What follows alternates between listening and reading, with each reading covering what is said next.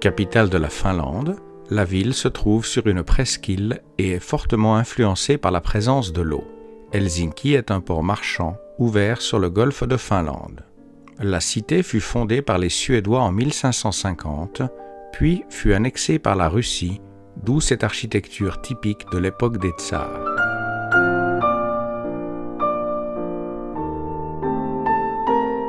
Le climat d'Helsinki est de type continental, tempéré par le Gulf Stream et la proximité de la mer. Les températures hivernales y sont relativement élevées compte tenu de la latitude, avec des moyennes d'environ -5 en janvier et février.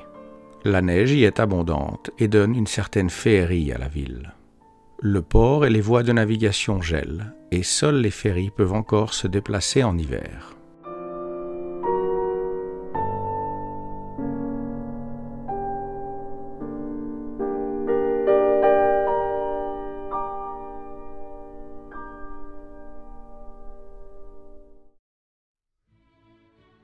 L'activité hivernale préférée des habitants est sans conteste la pêche, pratiquée avec de toutes petites cannes qui sont introduites dans l'eau par des trous éphémères qu'il faut refaire au fur et à mesure qu'il ne gèle. C'est surtout une bonne excuse pour se retrouver et pour partager les dernières informations.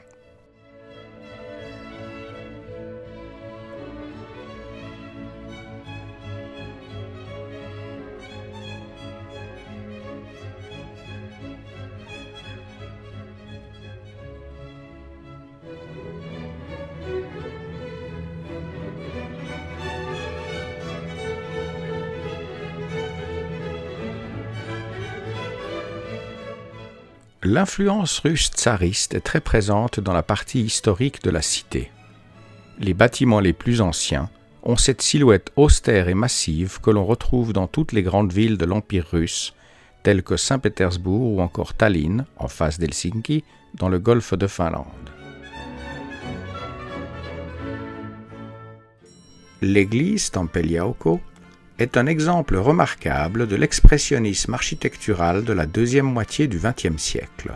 Elle est en pierre de granit et laisse filtrer la lumière du jour de son toit. Elle a été creusée à même la roche dans laquelle elle est à moitié enfouie. Outre les services religieux, de nombreux concerts s'y déroulent en raison de son acoustique exceptionnelle.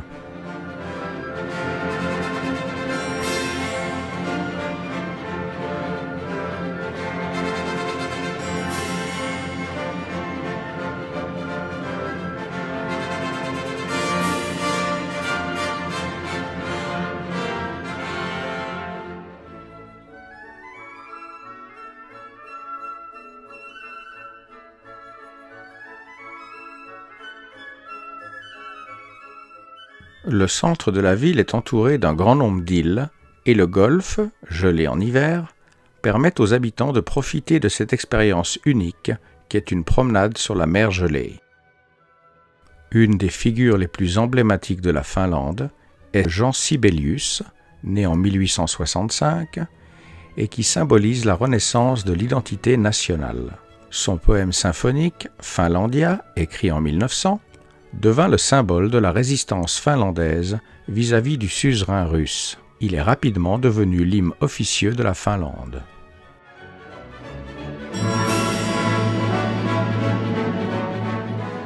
Terminant notre visite de la ville, nous passons maintenant devant de nombreux bâtiments érigés dans la deuxième moitié du XXe siècle, dans le plus pur style moderne, dépouillé, typique aux pays du Nord.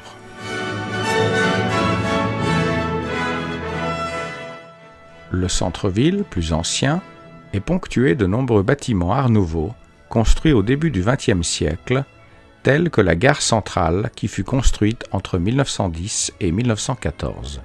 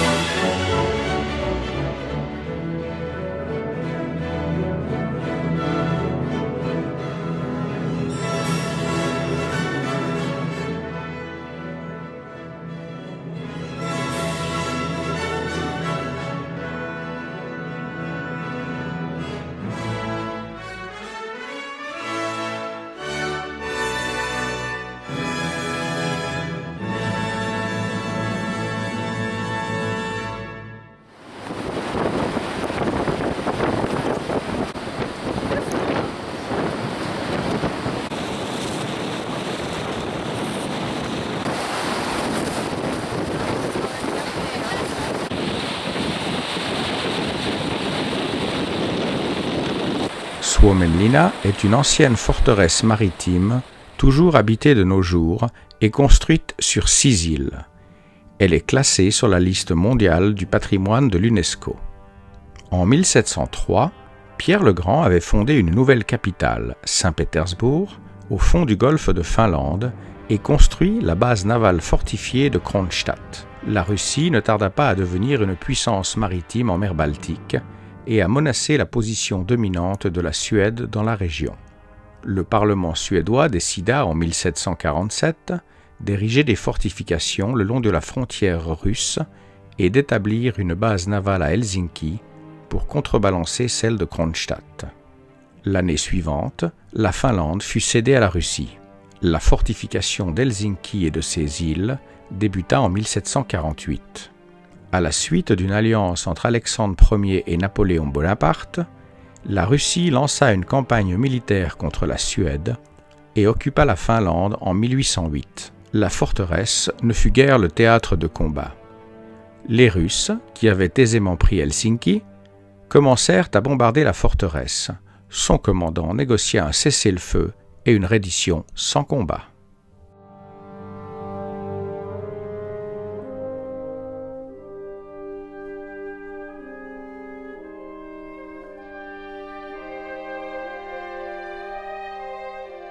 En retournant sur la terre ferme, nous pouvons constater que l'éphémère chenal créé par le ferry-boat se referme aussitôt après son passage.